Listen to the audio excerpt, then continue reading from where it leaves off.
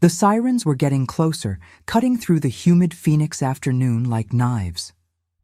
I sat on my granddaughter's porch steps, my hands shaking as I watched two police cars pull up to my son's house across the street. My daughter-in-law Rachel was screaming something about harassment, her voice shrill enough to wake the entire neighborhood. The officers were holding the folder I'd given them an hour earlier, thick with bank statements and recorded conversations. And all I could think was how we got here, how the woman who once called me Mom had stood in front of our entire congregation and poured Cabernet Sauvignon down the front of my Sunday dress. But let me back up. 3 months earlier, things looked different. I was 72 years old, living in the same ranch-style house in Scottsdale that my late husband Richard and I had bought in 1983. The mortgage had been paid off for 15 years. I had my routines, my garden club on Tuesdays, my bridge group on Thursdays, Sunday service at Desert Hope Community Church. My son Marcus and his wife Rachel lived just down the street with my granddaughter Sophie. On paper, everything was perfect. The kind of perfect you see in retirement community brochures. The neighborhood itself was quiet, tree-lined streets where everyone knew each other's names and waved from their driveways. My house sat on a corner lot, the one with the rose garden that bloomed brilliant red every spring. I'd spent years cultivating those roses, talking to them while I pruned, Richard always teasing me about treating plants better than people. The irony of that memory would hit me later, hard. I remember standing in that garden one January afternoon, the Arizona winter sun warm on my shoulders, when Marcus's car pulled into my driveway. It was a Tuesday, unusual because he normally came by on weekends. I watched him get out, noticed how he hesitated before closing the car door, how his eyes scanned my windows like he was checking to see if anyone else was around. "Hey, Mom," he called out, his smile just a fraction too wide. "Got a minute?" I pulled off my gardening gloves, dirt under my fingernails, and felt that small flutter of maternal pleasure I always got when my son visited. Even at 72, even with him being 45 years old, that feeling never went away. Your child wants to see you, wants your time. It feels good. It feels like you matter. "Of course, honey. Let me just wash up." We sat at my kitchen table, the same oak table where he'd done his homework as a boy, where Richard and I had shared thousands of meals. I'd made fresh lemonade that morning, the real kind with actual lemons from my neighbor's tree. Marcus drank his in 3 gulps, fidgeting with the glass. "So, how's the restaurant doing?" I asked, genuinely curious. He and Rachel had opened an upscale bistro downtown 6 months earlier, and he'd been so excited about it, so full of plans and dreams. His face did something complicated. "That's actually what I wanted to talk to you about." Marcus would stop by every few days after that, usually right around dinner time. I'd notice how his eyes would scan my kitchen, linger on the mail piled on the counter.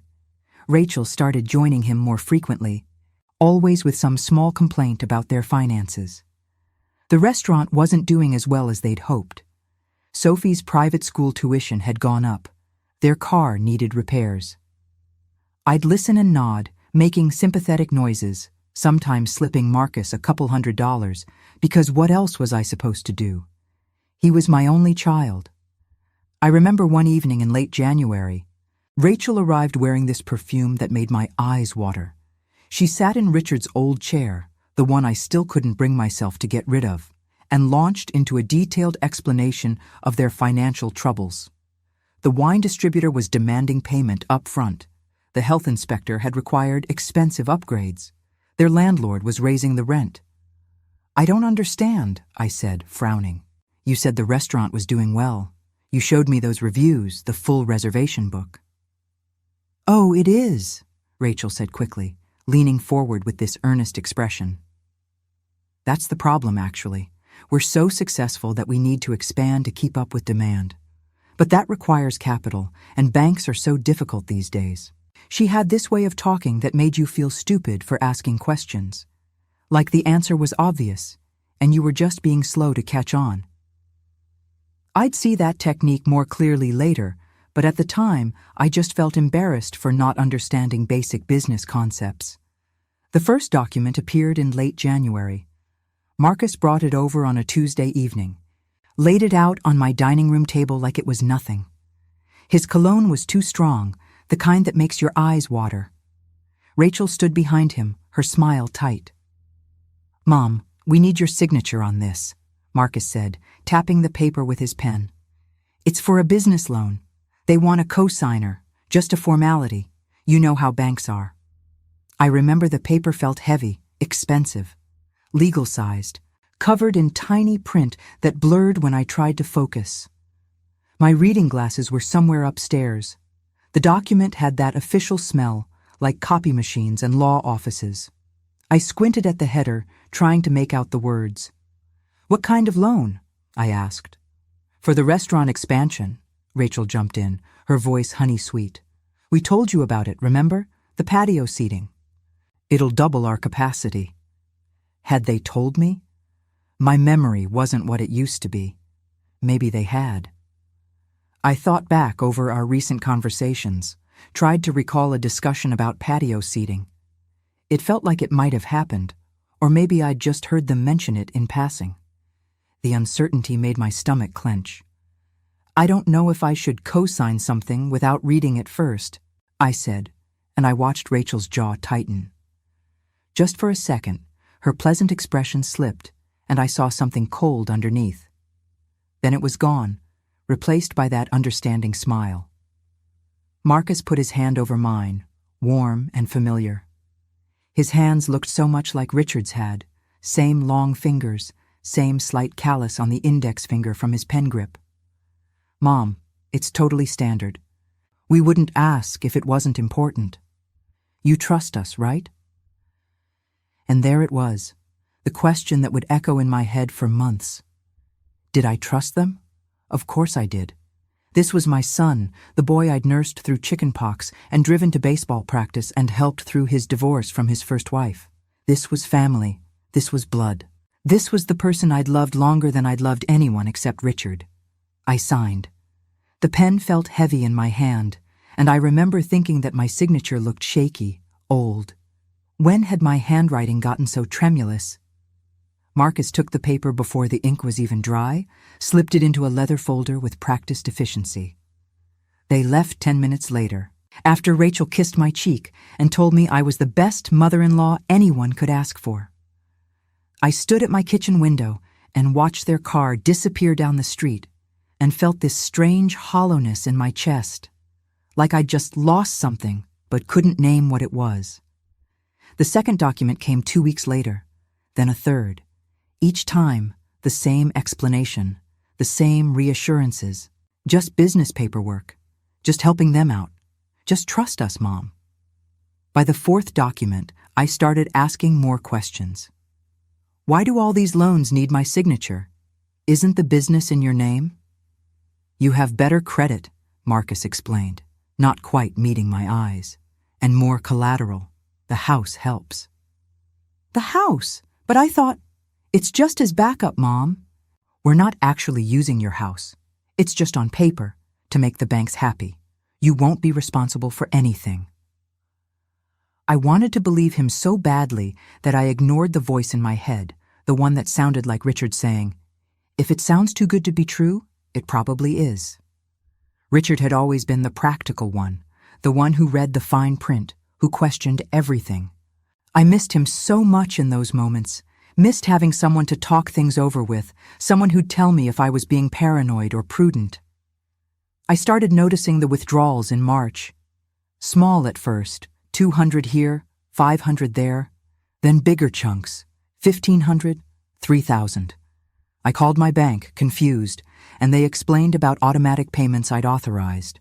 Except I didn't remember authorizing anything. The bank representative, a young woman named Crystal, who'd helped me set up my online banking, walked me through the payment history. "See, here's where you authorized the automatic withdrawal. It was set up on February 3rd at 2:15 p.m. I stared at the date on my computer screen. February 3rd. I'd been at my garden club meeting on February 3rd, from 1 to 4. I remembered because we'd had a special speaker on desert landscaping.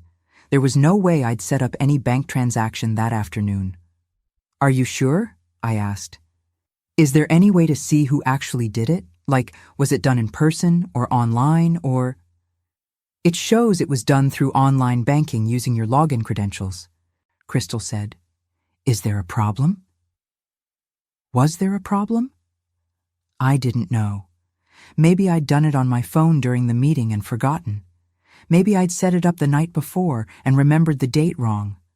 My certainty was already crumbling, replaced by that awful self-doubt that would become so familiar. When I asked Marcus about it, he looked hurt. Actually hurt. Like I'd accused him of something terrible. His eyes got wide, his mouth turned down at the corners, and for a moment he looked like he was going to cry. "Those are the loan payments, Mom. We explained this. You co-signed, remember? The payments come out of your account temporarily until the restaurant profits pick up, then we'll pay you back double." But I thought I was just a co-signer, not actually paying. "It's complicated banking stuff," Rachel interrupted, her voice taking on this patient tone people use with children. She actually reached over and patted my hand, like I was a confused toddler.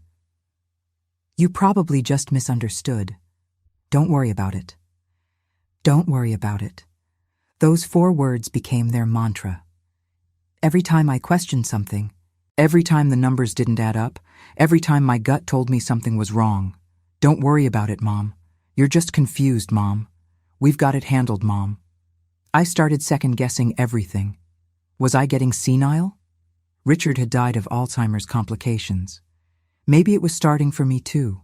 Maybe I really had agreed to all this and just couldn't remember. The thought terrified me more than the missing money. I'd lie awake at 3 a.m, my mind racing through the day's conversations, trying to figure out what was real and what I was imagining. Had I agreed to that payment? Did I sign that document? Was I really forgetting entire conversations? The uncertainty was worse than any physical pain I'd ever experienced. I started keeping a journal, writing down everything that happened each day. March 15th, Marcus came by at 6 p.m., asked for $2,000 for restaurant repairs. I gave him a check. He said he'd pay me back next month. But then when I'd reference the journal in conversation, Rachel would get this concerned look and say, "Oh, honey, I think you're mixing things up." That was in February, not March. Was it? I'd check the journal, see my own handwriting, but their certainty was so absolute that I'd start doubting even my written records. Maybe I'd gotten the date wrong. Maybe I'd written it down incorrectly. Maybe. I stopped mentioning it. I stopped asking questions. Because what if I was losing my mind? What if I accused them of something terrible, and it turned out I was just becoming one of those paranoid old ladies who sees conspiracies everywhere? I'd seen it happen to Richard, the way he'd been so certain about things that weren't true, insisting he'd never told me something when I knew he had, accusing me of moving his things when they were exactly where he'd left them. The doctors said it was the disease, the plaques building up in his brain, stealing his memories and replacing them with confusion. What if that was happening to me? Family must always be forgiven, I told myself. That's what my mother had always said. That's what they teach you in church. Honor thy father and mother, forgive 70 times 7, turn the other cheek.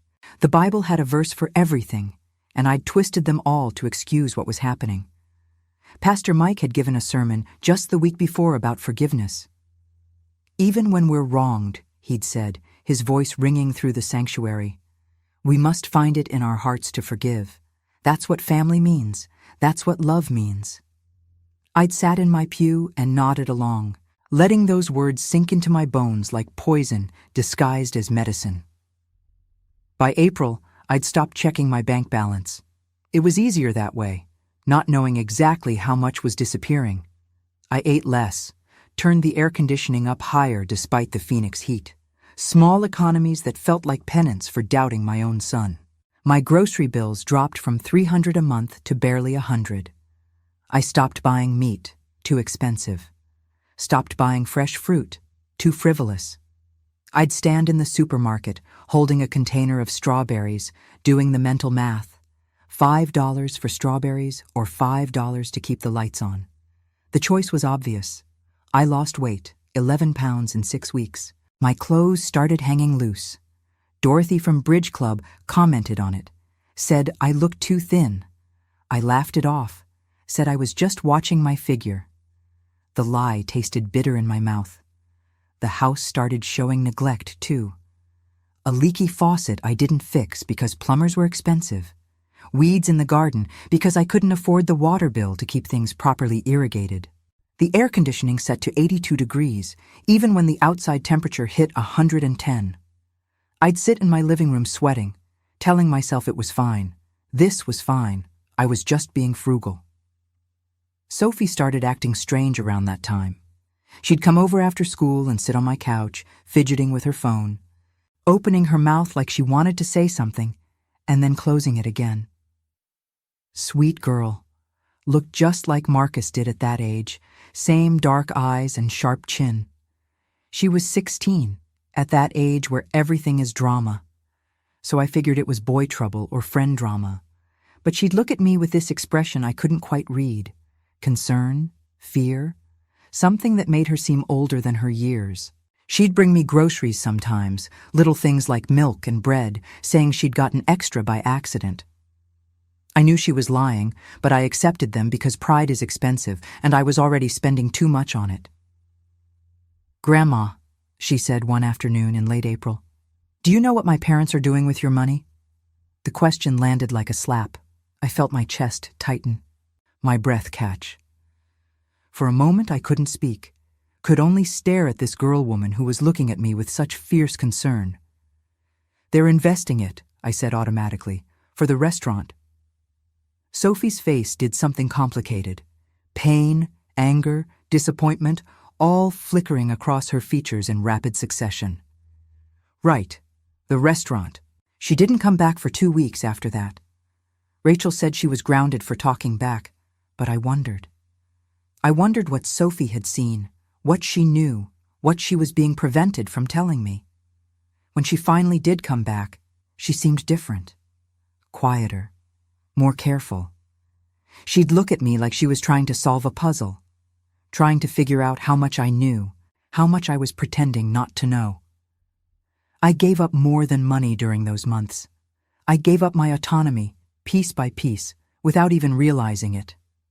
Marcus started managing my bills, said it would be easier for me.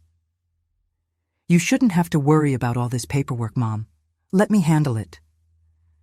It seemed reasonable, kind even, my son taking care of his aging mother. Wasn't that what good sons did? Rachel suggested I give her my spare house key, just in case of emergencies. What if something happens and we can't get in to help you? Again, reasonable. Responsible. The kind of thing a caring family does. They convinced me to add Marcus to my bank accounts for convenience. That way, if you need something and you're not feeling well, I can just take care of it for you. Every surrender felt reasonable at the time, felt like I was being practical, accepting help in my old age. But really, I was disappearing. The woman who'd run her own bookkeeping business for 30 years, who'd managed the household finances throughout her marriage, who'd successfully invested Richard's life insurance into a comfortable retirement fund. That woman was being erased, replaced with this helpless old lady who couldn't be trusted to pay her own electric bill. I'd built that bookkeeping business from nothing, back when women weren't supposed to be good with numbers. I'd had clients who trusted me with their livelihoods, their tax returns, their financial futures. I'd never made a significant error in 30 years of business. I'd been sharp, reliable, competent, and now I couldn't remember if I'd authorized a bank withdrawal. The cognitive dissonance was staggering. Part of me knew something was deeply wrong. But another part, the part that desperately wanted to believe my son loved me, that part worked overtime to explain it all away. I stopped going to Bridge Club because I didn't want to explain why I couldn't chip in for lunch anymore. Dorothy called twice, concerned, but I let her calls go to voicemail. What would I say? "Sorry, I can't afford an $8 sandwich because my life savings is mysteriously evaporating. She'd have questions I couldn't answer. I quit garden club because the annual dues had become impossible. $50 might as well have been $5,000. The club president, Margaret, sent me a lovely note saying they'd be happy to waive my dues if money was tight. The kindness of it made me cry, but I couldn't accept, couldn't admit that yes, money was tight. Couldn't face the questions about why. My world shrank to my house and church, and even church was becoming difficult because Rachel always had opinions about what I wore, what I said, whether I was embarrassing them. "That dress is a little dated, don't you think?" she'd say, her nose wrinkling slightly. "People will wonder if we're not taking care of you properly." Or, "Maybe don't mention the restaurant to the church ladies. They're so gossipy, and we don't want people in our business." Or, "You seem a little confused today, Mom. Maybe you should sit quietly during social hour. We don't want people thinking you're not well." Each comment was a tiny cut, so small you could barely feel it. But they added up, day after day, week after week, until I was bleeding from 1,000 invisible wounds. The strange thing about manipulation is how it creeps. It's not one big moment where someone puts a gun to your head. It's 1,000 tiny moments where you give up a little bit more of yourself, and each time it feels like your choice, like you're being reasonable, like you're being a good mother, a good Christian, a good woman. I blamed myself constantly. Maybe I'd been too controlling when Marcus was growing up. Maybe I'd made him feel inadequate. Maybe this was karma for something I'd done wrong. I'd lie awake at 3 a.m, running through scenarios, trying to pinpoint where I'd failed as a parent. Had I been too strict? Too lenient? Had I praised him enough? Criticized him too much? I'd replay his childhood in my mind like a film, looking for the moment where I'd gone wrong, where I'd created this man who would lie to his own mother. Richard and I had tried so hard to raise him right. We'd taken him to church, taught him values, showed him love. We'd supported his dreams even when they seemed impractical. When he wanted to be a chef instead of going into engineering like Richard had hoped, we'd encouraged him, paid for culinary school, celebrated his successes. Where had we failed? Looking back, I can see how textbook it all was. The isolation, the gaslighting, the financial abuse. But when you're in it, when it's your own child doing it to you, you can't see it. Your brain won't let you see it. Because seeing it means accepting something too horrible to accept. It means accepting that the child you grew inside your body, the baby you nursed and rocked and protected, the boy you loved more than your own life, that person sees you as nothing more than a resource to be exploited. The human mind will do incredible gymnastics to avoid that truth. The Sunday it all came apart was May 7th. I remember because it was my friend Dorothy's birthday, and we'd planned to go to lunch after service. The morning was already hot, that dry Phoenix heat that makes your skin feel like paper. I'd worn my blue floral dress, the one Richard always said brought out my eyes. It was one of the few nice things I had left that Rachel hadn't convinced me to donate. I'd stood in front of my closet that morning, looking at the half-empty rack. Rachel had organized a donation drive for me back in March, going through my closet and declaring things too old, too worn, too outdated. I'd watched her bag up dresses that still had life in them, shoes that were perfectly comfortable, jackets I'd spent good money on. "Trust me," she'd said with that smile that never quite reached her eyes. "You'll feel so much better with a streamlined wardrobe. All these old things just make you look frumpy." I'd let her do it. Let her take bag after bag to Goodwill, reducing my wardrobe to a few acceptable outfits that met her standards. Another piece of myself, boxed up and hauled away. But she hadn't found the blue floral dress, tucked in the back behind my winter coat. It was pure spite that made me wear it that morning. Petty rebellion from a woman who was only just beginning to realize she was allowed to rebel. The service was about forgiveness. Pastor Mike was talking about the prodigal son, about welcoming people back with open arms no matter what they'd done.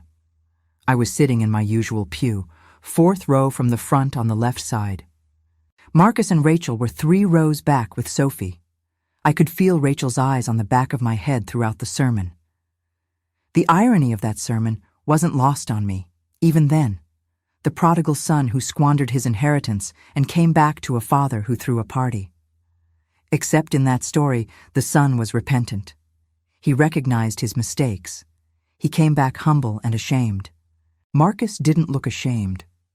When I glanced back during the hymn, I saw him scrolling on his phone while the congregation sang Amazing Grace. Rachel was whispering something to the woman next to her, probably the same woman she'd been gossiping about last week, and Sophie. Sophie was staring at me with such intensity that it made my chest hurt. She looked like she wanted to scream or cry, or both. Our eyes met for just a second, and I saw her mouth the words, "I'm sorry." Sorry for what? I didn't know yet, but the weight of that apology settled over me like a shroud. After the benediction, there's always a social hour in the fellowship hall. Coffee and cookies, people milling around, catching up on the week's news. I was talking to Dorothy about lunch plans when I felt a tap on my shoulder. Rachel stood there holding a glass of red wine.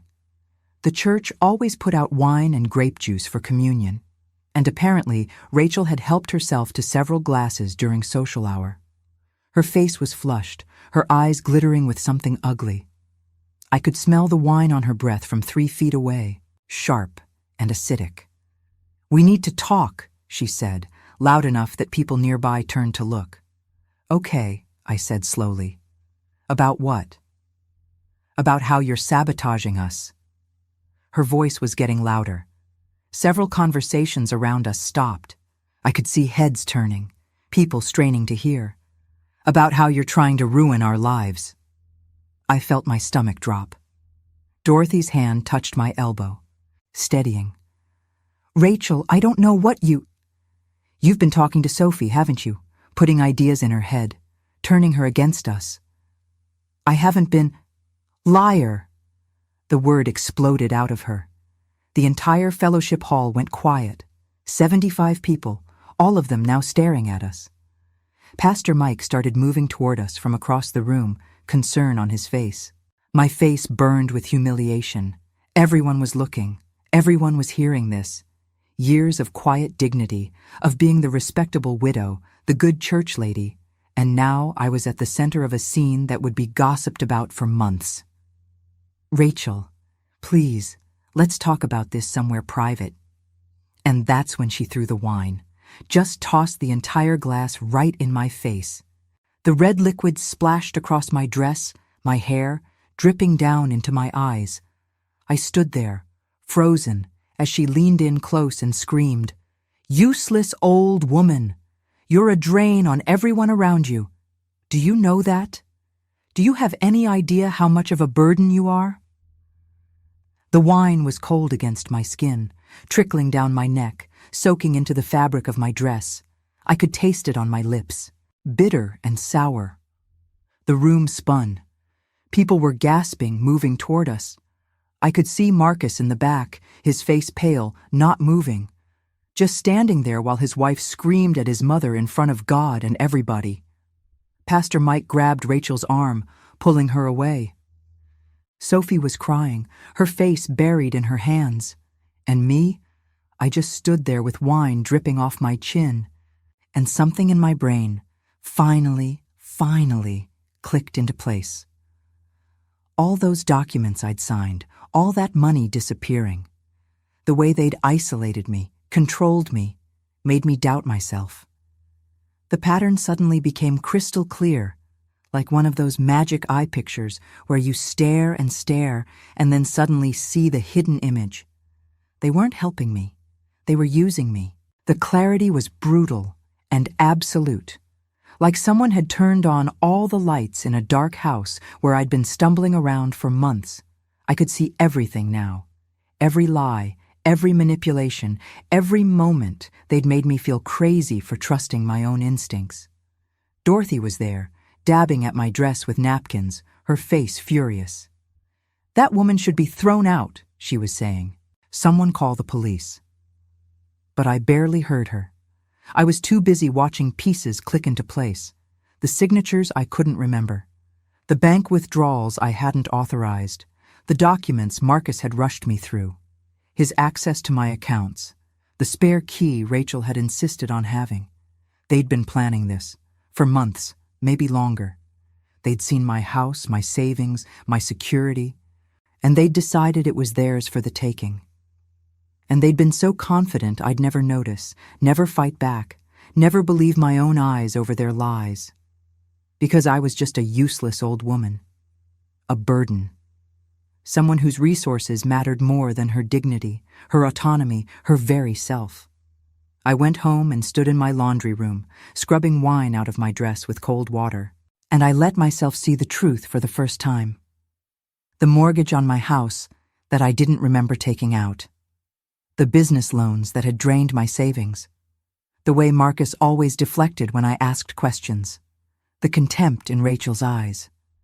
My son and daughter-in-law had committed fraud. They'd tricked me into signing documents that gave them access to my home equity, my savings, my entire financial life. And they'd done it so smoothly, so gradually, that I'd helped them do it. The water ran pink, then red, then pink again as I scrubbed. My hands were shaking, but not from weakness, from rage, pure, clean, righteous rage that burned away the fog of doubt and confusion I'd been living in. They'd made me think I was losing my mind. They'd made me doubt my own memories, my own competence, my own worth. They'd isolated me from my friends, taken over my finances, positioned themselves as my caretakers while robbing me blind, and they'd done it all while calling me Mom. As the water ran pink with wine, I heard something break inside me, not my heart, that had been breaking slowly for months. This was different. This was the sound of my blind belief in family loyalty finally shattering. The dress was ruined, the stains set too deep to ever come out. I stared at it, this blue floral dress that Richard had loved, now destroyed by the woman who'd stolen my son. And I thought about everything else they'd destroyed, my savings, my independence, my confidence in my own mind, my sense of safety in my own family. No more. I thought of something I'd read once, about how abusive fathers are twice as likely to seek sole custody as non-abusive fathers. Not because they want the children, but because custody is another form of control. That's what this was. Marcus didn't love me. He loved controlling me, accessing my resources, keeping me dependent and grateful and quiet. The dress was ruined, the wine stain set too deep. I threw it in the trash and went to my bedroom. My hands were steady now, steadier than they'd been in months. Because for the first time since this nightmare started, I knew exactly what I was dealing with. I pulled out my laptop and started searching for the documents I'd signed. Found them in my email because apparently Rachel hadn't been as careful as she thought. There they were, forwarded to my email address with subject lines like "Documents for your records" and "Loan paperwork. Save this." They'd been hiding in plain sight, in a folder I rarely checked. I spent the evening reading through them with clear eyes, no longer letting myself be confused or convinced that I was misunderstanding. A legal pad sat next to me, and I started making notes, dates, amounts, signatures that looked wrong. There it was, in black and white. A home equity loan for $250,000, a reverse mortgage, lines of credit in my name that I'd never authorized. They'd forged my signature on some of them. I was sure of it now. The handwriting looked wrong, too careful, like someone practicing. On one document, my signature was noticeably different from my actual handwriting. The loop on my E was wrong. The slant was off. Someone had tried to copy my signature and hadn't quite nailed it. How had I not seen this before? How had I let them convince me I'd signed something when the signature wasn't even mine? But I knew how. Because I'd wanted to believe. Because the alternative was too awful to contemplate. My phone rang around 9. Marcus. "Mom, Rachel's really sorry about today. She's been under a lot of stress with the restaurant and I want copies of all the loan documents," I said quietly. My voice was calm, controlled. I barely recognized it as my own. Silence on the other end. I could almost hear his mind racing, trying to figure out which lie to tell, which manipulation to deploy. Mom, we've been through this. All of them. Tomorrow. Or I'm calling a lawyer. I hung up before he could respond. My heart was pounding, but it felt good. It felt like waking up after a long, terrible sleep. It felt like the person I used to be, the woman who'd run a business and managed complex finances and didn't take anyone's bullshit, was clawing her way back to the surface. They didn't bring the documents. Of course they didn't. But Sophie showed up at my door the next morning before school, her backpack heavy with file folders. "I've been keeping copies," she said, not meeting my eyes. "I knew something was wrong, but I didn't know how to tell you. I thought you knew, thought maybe you'd agreed to it, but after yesterday..." Her voice cracked. I pulled her into a hug, this brave girl who'd been carrying this knowledge alone. She smelled like strawberry shampoo and teenage girl body spray, and she was shaking in my arms. "Why didn't you say something sooner, sweetheart? Mom said you were getting forgetful, said you'd just get confused if I brought it up. And Dad..." She pulled back, wiping her eyes. Her mascara was running, leaving dark streaks on her cheeks. "Dad's my dad. I didn't want to believe he'd..." "I know, baby. I know." We sat at my kitchen table and went through everything. Sophie had been documenting it for months. Screenshots of conversations where her parents discussed my finances, copies of documents she'd found in their home office, even recordings of arguments where they'd laughed about how easy I was to manipulate. She'd been smart about it, this girl. Methodical.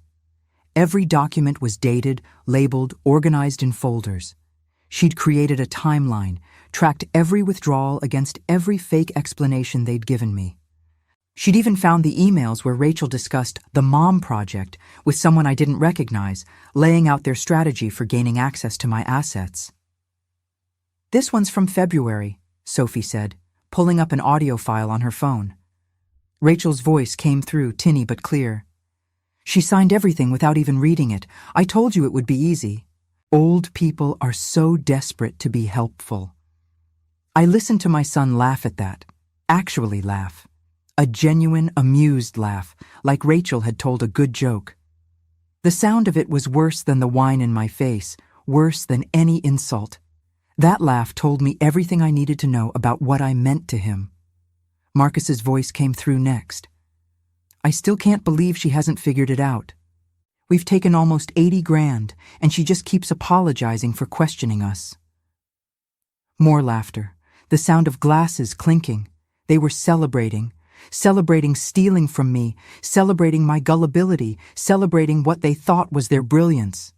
I felt Sophie's hand slip into mine, squeezing tight. She was crying silently, tears streaming down her face as we listened to her parents mock me. The recording continued. "Rachel, so when do you think we can get her to sign the house over completely? If we can get power of attorney while we're at it?" Marcus: "Soon. She's already doubting herself constantly. Another month, maybe 2, and we can have her declared incompetent. Then we'll have access to everything." The recording ended.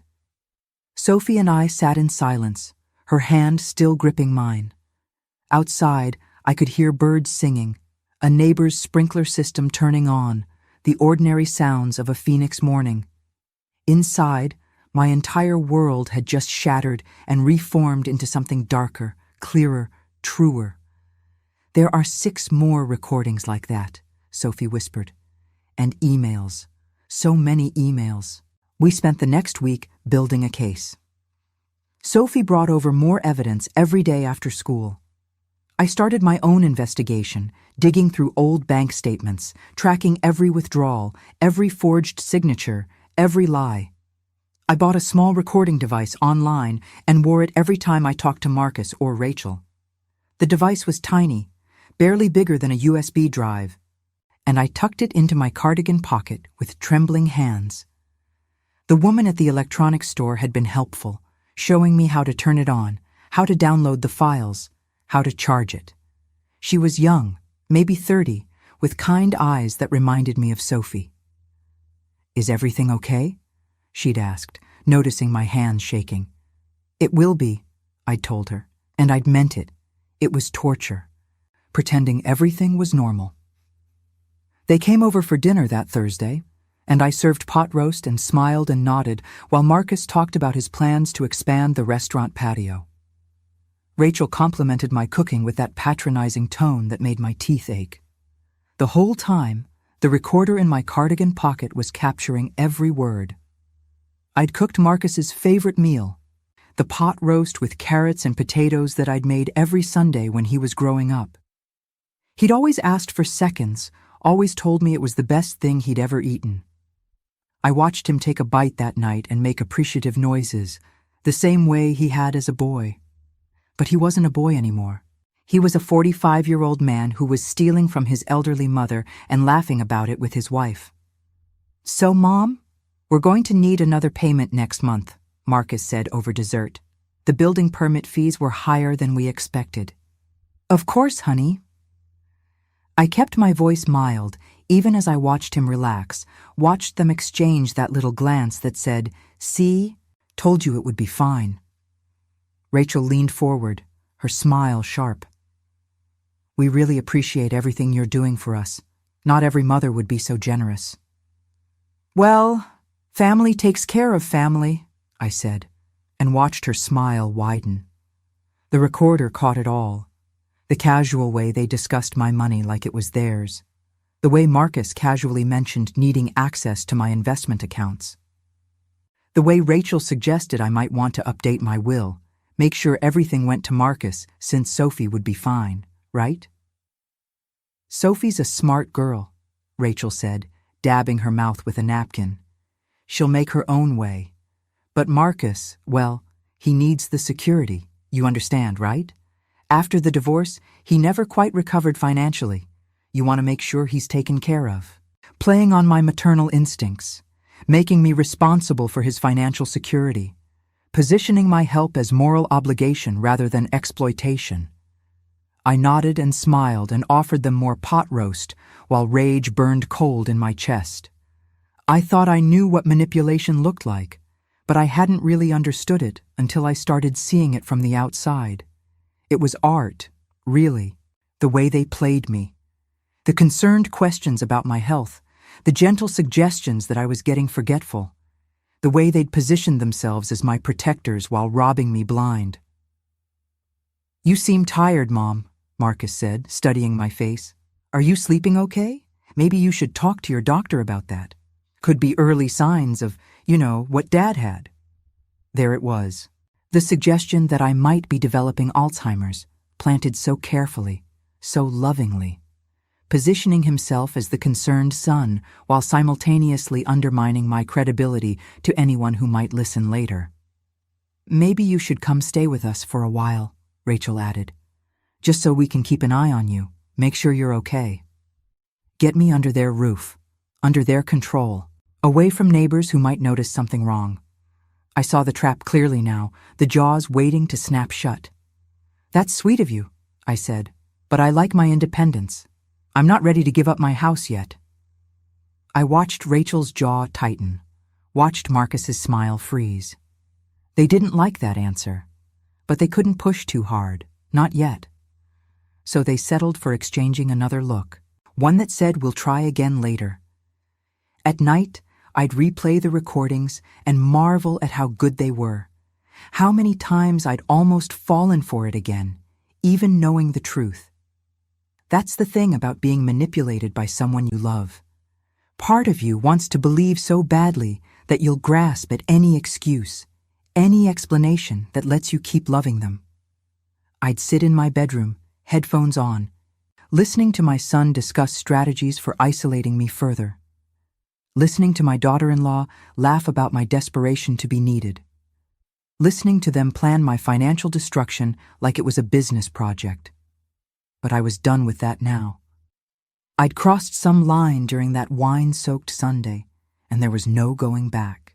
Studies show that only 16% of police officers receive adequate training on elder abuse. I learned that while researching what to do with my evidence. It made me angry in a new way. How many people like me were out there being exploited by their own families with nobody trained to recognize it?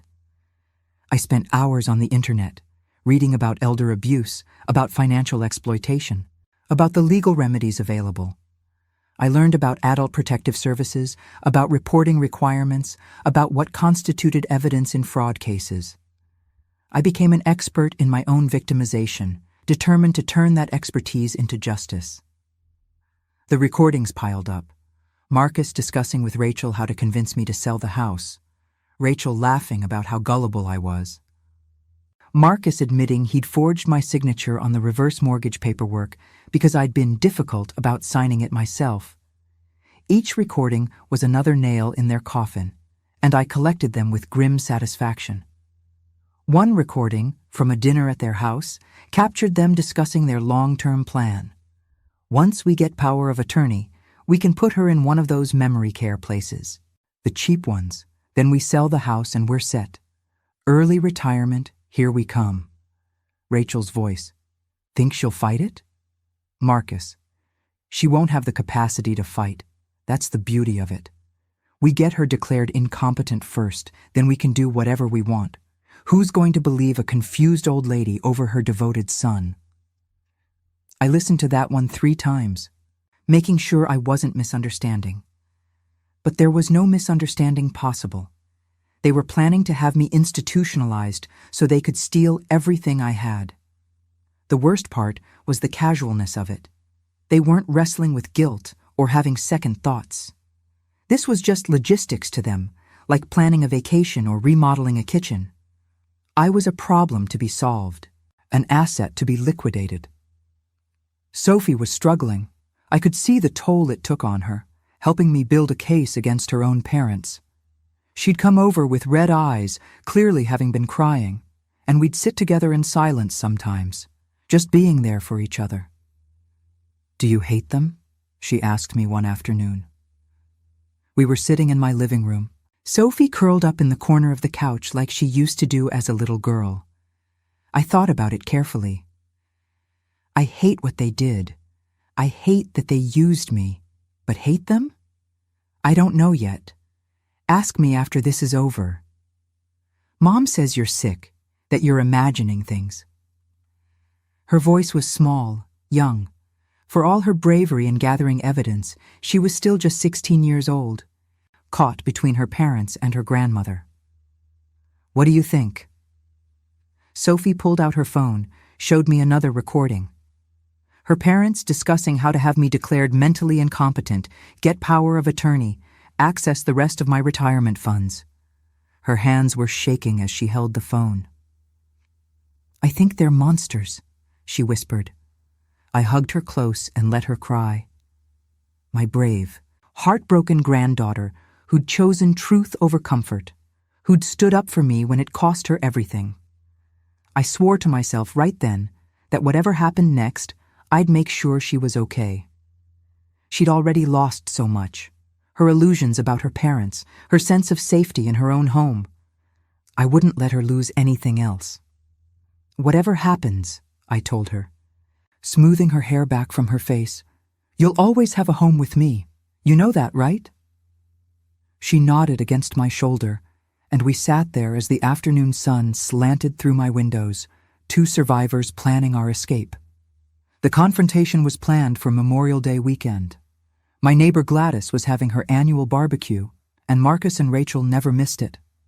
It was the perfect venue, public enough that they couldn't make a scene, familiar enough that I'd have support.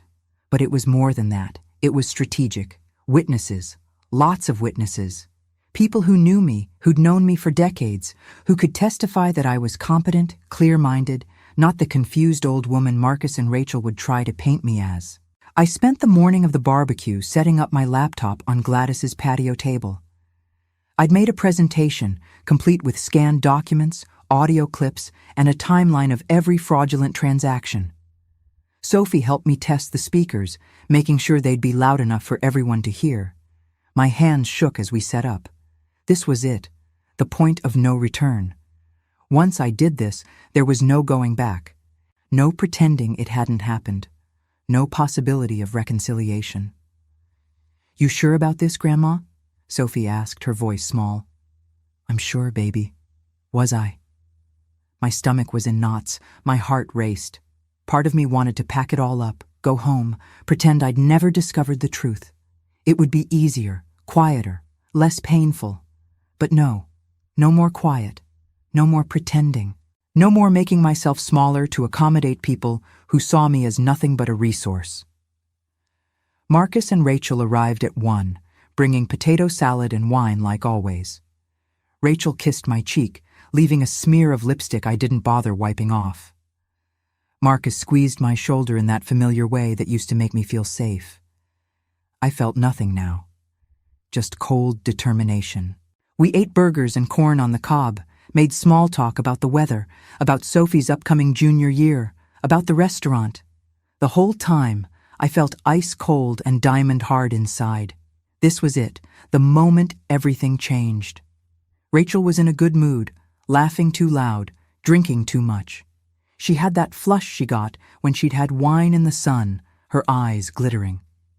Marcus seemed tense, kept checking his phone, but he was playing the part of dutiful son, filling my plate, asking if I needed more lemonade. At 3 o'clock, I stood up and tapped my glass with a spoon. The backyard went quiet, about 30 neighbors turning to look at me. "I want to thank Gladys for hosting this wonderful party," I started, my voice steady. "And I want to share something with all of you, something important about family and trust." I watched Marcus's face change as I powered up the laptop. Recognition, then fear. He started to stand, but Rachel grabbed his arm, hissing something I couldn't hear. Tom was suddenly beside her, a gentle hand on her shoulder keeping her seated. The first document appeared on the screen, projected large enough for everyone to see. The home equity loan I'd never authorized. I walked through it slowly, clearly, explaining every forged signature, every fraudulent claim.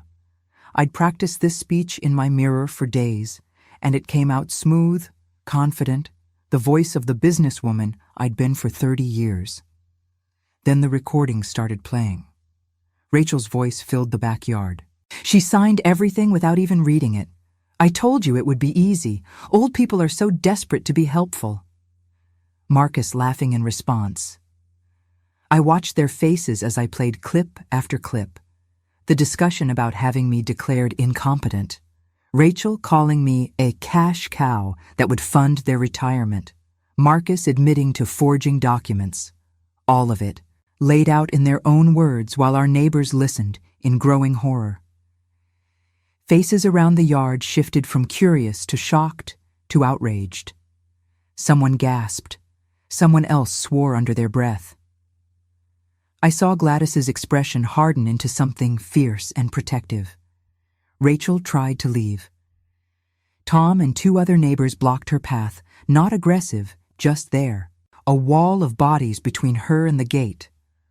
Marcus was frozen in his seat, his face the color of old dishwater. His burger sat half-eaten on his plate, ketchup congealing in the heat. When the final recording ended, the backyard was dead silent except for the sound of Sophie crying softly beside me. "I trusted you," I said, looking at my son. My voice didn't shake. I was proud of that. "I gave you everything, my money, my home, my dignity, and you took it all and laughed at me." "Mom, it's not," Marcus started, and I saw him reaching for the familiar playbook. The explanations, the deflections, the ways of making me doubt what I knew to be true. "Don't!" My voice cracked like a whip. "Don't you dare try to explain this away. I have everything documented. Every lie, every theft, every moment you made me feel crazy for questioning you. It's over." Rachel found her voice then, shrill and defensive. Her face was red, whether from wine or rage or embarrassment, I couldn't tell. "You're going to regret this. We'll sue you for slander, for defamation." "With what lawyer?" I asked mildly.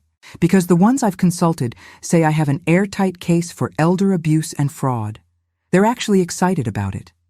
Apparently, prosecuting family members who exploit their parents is very satisfying. The lawyer I'd consulted, a sharp woman in her 50s named Patricia Chen, had actually smiled when she reviewed my evidence. "This is one of the clearest cases I've seen," she'd said. "Your granddaughter did excellent work documenting everything. They're going to prison for this, if we want to push it that far." Gladys stepped forward, her face hard. I'd known Gladys for 40 years, watched her kids grow up, shared countless cups of coffee over the fence between our yards. "I think you two should leave." They left. Rachel was screaming threats the whole way, but Marcus, he just walked away in silence. Somehow that was worse. No apology, no shame, no acknowledgement of what he'd done. Just leaving like he was the victim in all this, like I was the unreasonable one. I watched them walk through Gladys's side gate and disappear around the corner. My son. The boy I'd rocked to sleep 1,000 times, whose scraped knees I'd bandaged, whose nightmares I'd chased away. Gone. Or maybe he'd been gone for a long time, and I was only now admitting it. I spent the next hour talking to my neighbors, explaining everything, answering questions. They rallied around me in a way that made my throat tight. Offers of help, of support, of testimony if it went to court. These people I'd lived next to for 40 years, they had my back when my own son didn't. Dorothy hugged me so tight I could barely breathe. "I knew something was wrong," she said. "I knew it, but I didn't want to pry. I should have said something." "No," I told her. "This wasn't on you to fix. This was mine to handle." And I'd handled it. That night, Sophie stayed with me. We sat on the couch eating ice cream and not talking about the elephant in the room, which was that she'd just helped destroy her parents' lives. The ice cream was Rocky Road, Sophie's favorite since she was little. I watched her take small bites, mechanical, not really tasting it. The weight of what we'd done was settling over both of us. "I'm sorry," I finally said. "Don't be." She set down her bowl, looked at me with those serious dark eyes. "They did this to themselves, and they did it to you first." Smart girl, wise beyond her years, though I wished she didn't have to be. Childhood should last longer than hers had. The legal process moved faster than I expected. The evidence was so overwhelming that Marcus's lawyer advised him to settle. Full repayment of every stolen dollar, plus penalties. They had to sell the restaurant to afford it. The restaurant closed quietly, a for-lease sign appearing in the window where Marcus's dream had been. I felt a pang about that, despite everything. He'd loved that place, or at least I thought he had. Maybe he'd only loved what it could get him. Rachel moved back to California to live with her sister. Marcus got an apartment on the other side of Phoenix. The house they'd been renting sat empty for 3 months before new tenants moved in. Sophie moved in with me. Her choice, made clear to the family court judge who had to approve it. She was 16, old enough to have a say, and she chose me. Marcus didn't fight it. I don't think he had the energy, or maybe he just didn't care enough to try. The court hearing was brief but emotional.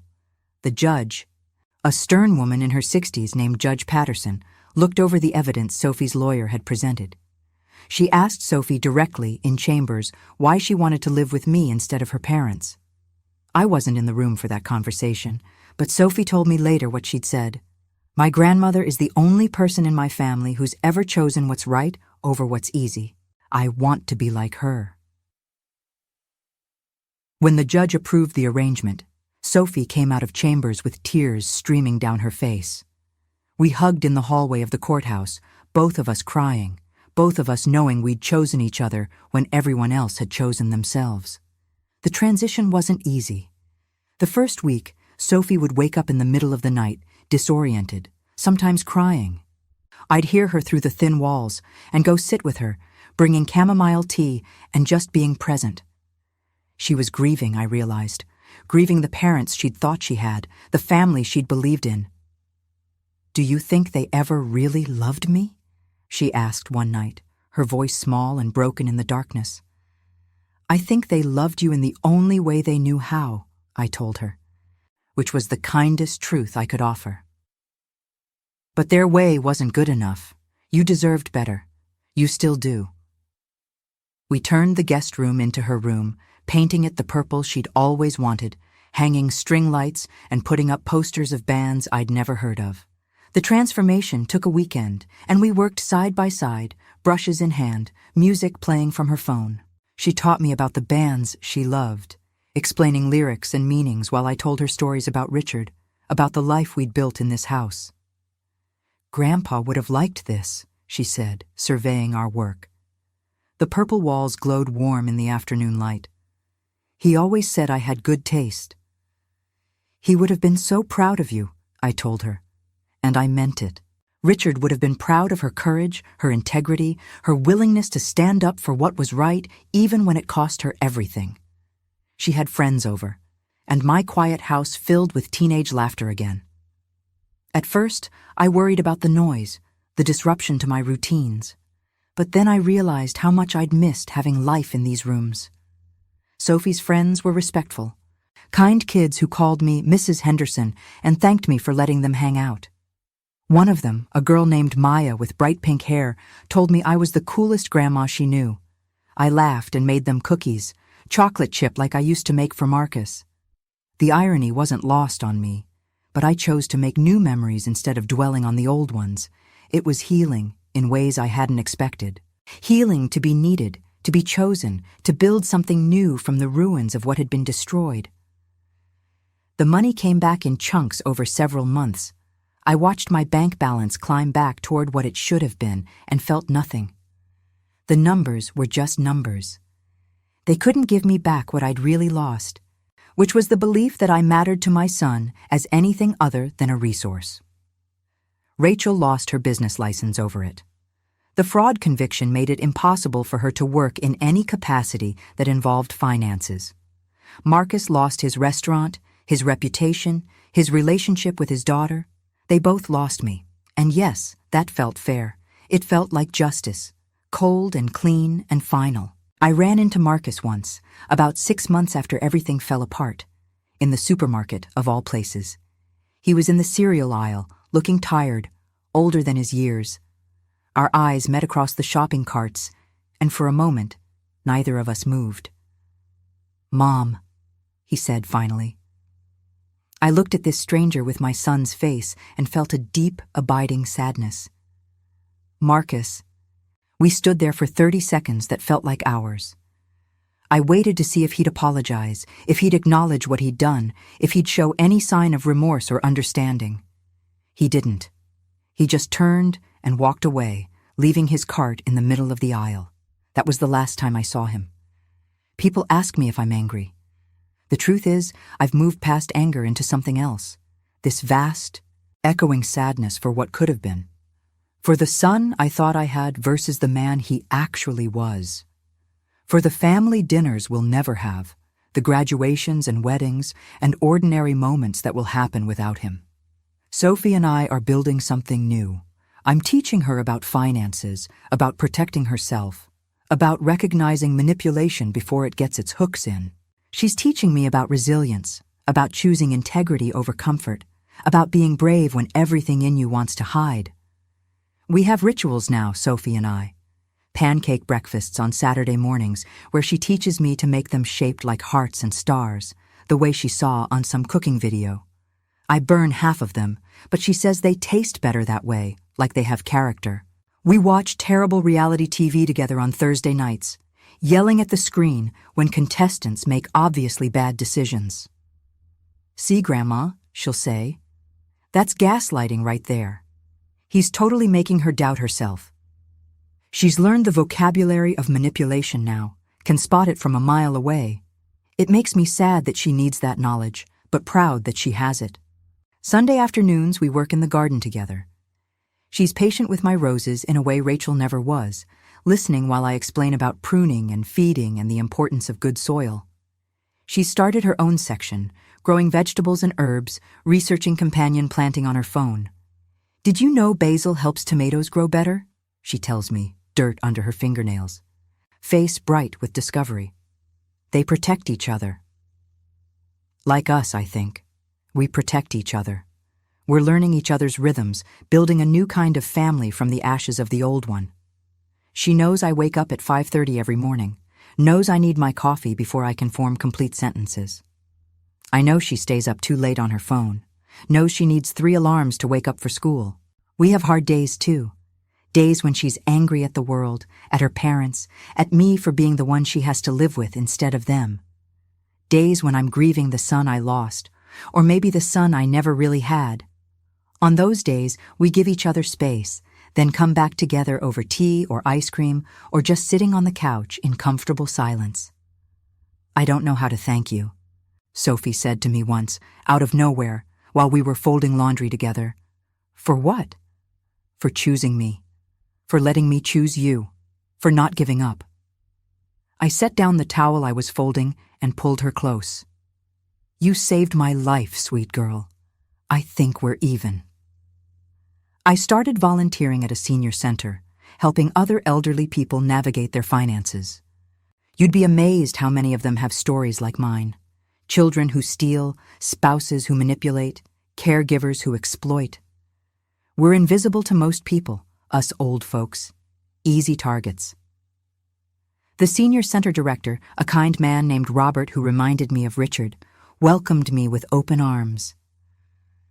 "We need people like you," he said. "People who've been through it and come out the other side. You give hope."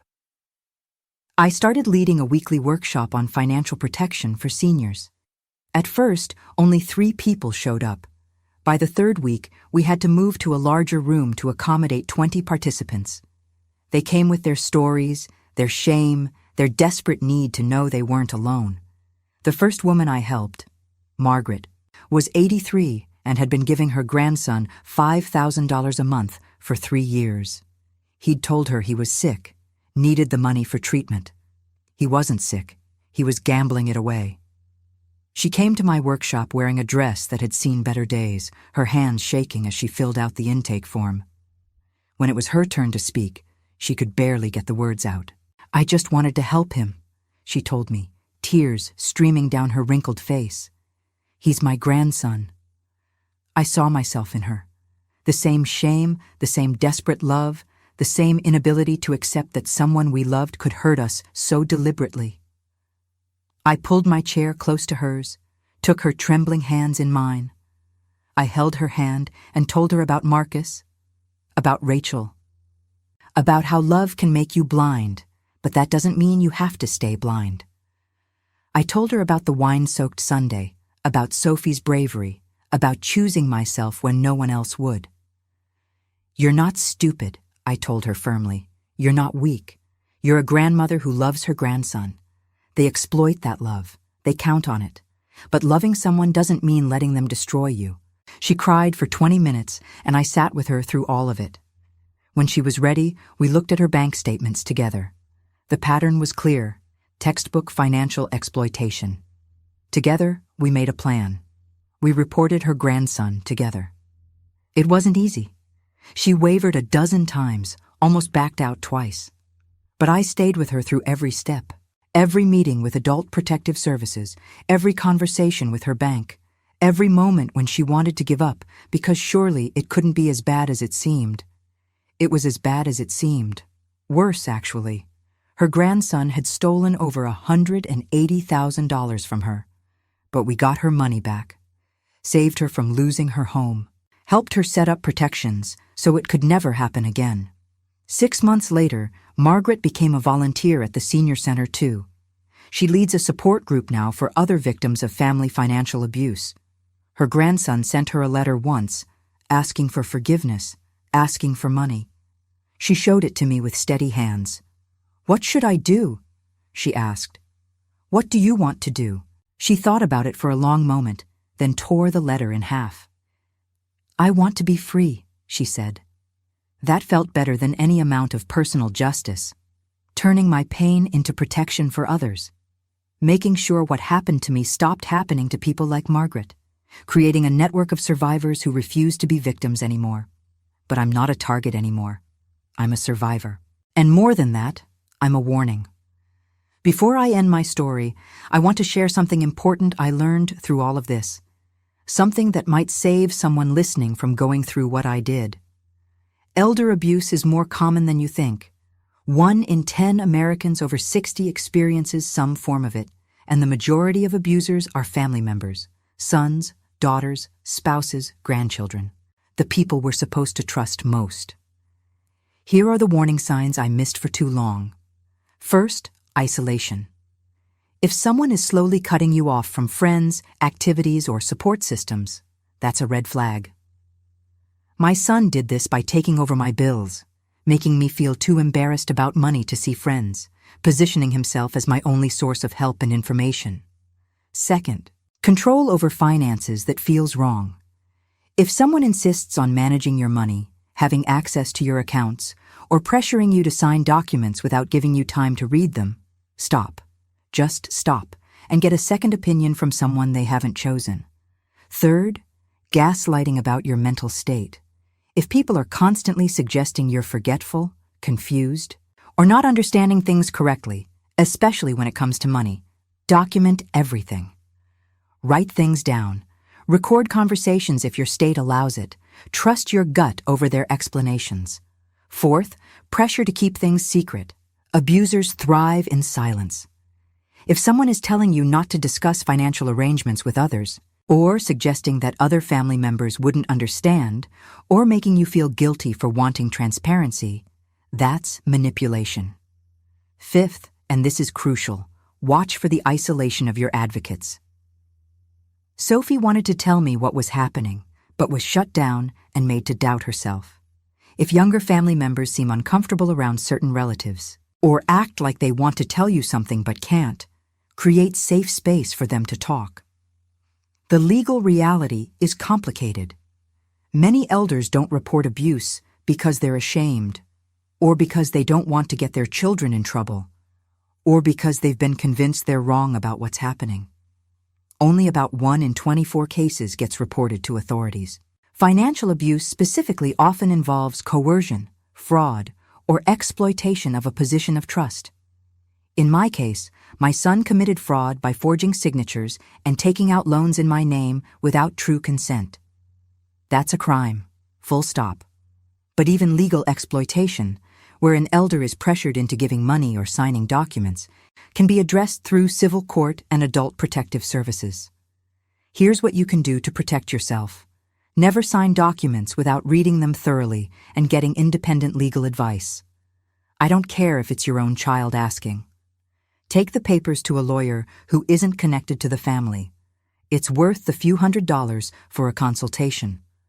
Keep control of your own finances as long as possible. If you need help, get it from a professional fiduciary or accountant, not a family member with a financial interest. And if you do give someone power of attorney, make it a limited POA for specific purposes, not blanket control. Stay connected to your community. Join groups, maintain friendships, keep doing activities that put you in contact with people outside your immediate family. Abusers hate witnesses. Document everything. Keep copies of all financial documents. Record conversations if legal in your state. Save emails and texts. I'm serious about this. The evidence Sophie and I gathered was the only reason I got justice. Tell someone you trust what's going on, even if you're not sure it's abuse. Talk to your doctor, your pastor, a close friend. Break the silence that abusers depend on. And finally, if you're a younger person watching this and you suspect a grandparent or elderly relative is being exploited, speak up. Be like Sophie. Yes, it's hard. Yes, it might destroy family relationships, but you could be saving someone's life, dignity, and security. The National Center on Elder Abuse has a hotline at 1-800-677-1116. Adult Protective Services exists in every state to investigate these situations. The Consumer Financial Protection Bureau has resources specifically about elder financial exploitation. These tools exist. Use them. I waited too long to see what was happening. I let my love for my son and my belief in family blind me to the truth. Don't make my mistake. Your security and dignity matter more than protecting someone who's hurting you, even if that someone is your own child. Now I get up every morning in my paid-off house with my granddaughter upstairs getting ready for school. I have my money back, my autonomy back, my clear mind back. Marcus is somewhere in Phoenix, probably telling himself he's the victim in all this. Rachel is in California, no doubt spinning her own version of events. And me? I'm free. Free from the manipulation, from the doubt, from the crushing weight of loving someone who saw me as nothing but an opportunity. Free to rebuild my life on my own terms, surrounded by people who actually value me. Sophie graduates high school next year. We're looking at colleges together, talking about her future, planning trips to visit campuses. She wants to study social work, says she wants to help people like me, like us. I couldn't be prouder. My garden is thriving again. I joined a new bridge club, this one at the senior center where I volunteer. Dorothy and I have lunch every Sunday after church, and we laugh about the old days, but we also talk about the future. There's so much future left, and I'm finally allowing myself to enjoy it. Thank you for staying with me until the end of my story. It wasn't easy to tell, and I imagine it wasn't easy to hear. But these stories need to be told. Silence is what lets this kind of abuse continue. I want to hear from you. What city are you listening from, and what time is it there? Are you drinking your morning coffee in Seattle or unwinding after work in Miami? Drop a comment and let me know you were here. And if this story resonated with you, if it made you think or feel or remember something important, please hit that like button. It helps other people find these stories, people who might need to hear them. Most importantly, I want to ask you a question. What would you have done in my place? Would you have confronted them publicly or handled it differently? Did I go too far or not far enough? I'm genuinely curious about your perspective. Let me know in the comments. If you haven't subscribed yet, please do. Every week I share stories like this one, real experiences from real people navigating the complicated messiness of family, betrayal, and survival. These aren't fairy tales with neat endings. They're life, in all its painful, beautiful complexity. Before you go, let me suggest a couple of other stories you might want to check out. There's one called "My Sister Stole My Inheritance While I Cared for Our Dying Mother," and another titled "My Husband's Secret Family Found Me at His Funeral." Both speak to similar themes of betrayal and rebuilding. Until the next story, take care of your heart. And remember, trusting people doesn't make you weak. But trusting the wrong people doesn't make you stupid either. It makes you human. The strength is in what you do when you finally see the truth. I'm still here in my house in Scottsdale, stronger than I was, wiser than I want to be. Sophie graduates high school next year, and we're already talking about colleges. My garden is thriving despite the heat. Dorothy and I have lunch every Sunday after church. I'm teaching a financial literacy class at the senior center on Wednesday mornings. Life goes on, with or without the people we thought we couldn't live without. That's the secret they don't want you to know.